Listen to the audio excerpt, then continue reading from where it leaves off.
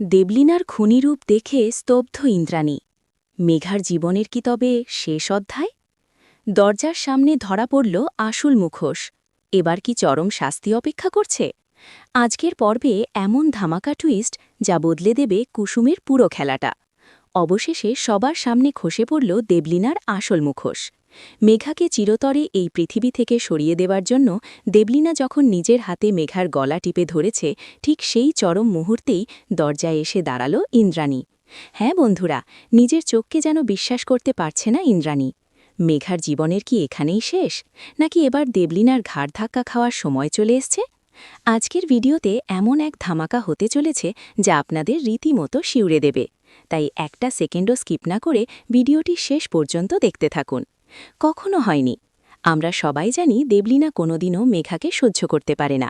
মেঘাকে বাড়ি থেকে তাড়ানোর সব রাস্তা যখন বন্ধ হয়ে যায়, তখন দেবলীনা এক ভয়ঙ্কর রূপ ধারণ পারে।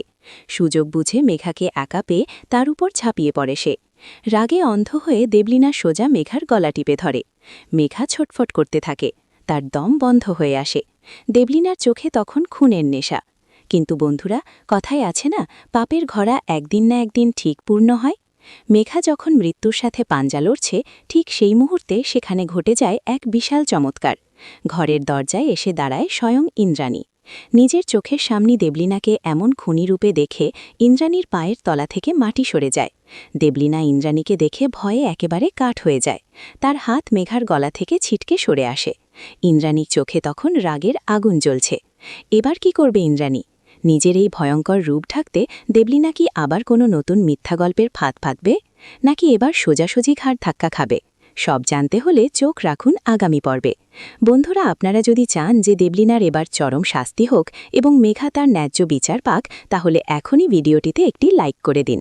সিরিয়ালের এমন সব দারুণ ও আগাম আপডেট সবার আগে পেতে আমাদের চ্যানেলটিকে সাবস্ক্রাইব করে পাশের বেল আইকনটি বাজিয়ে দিন।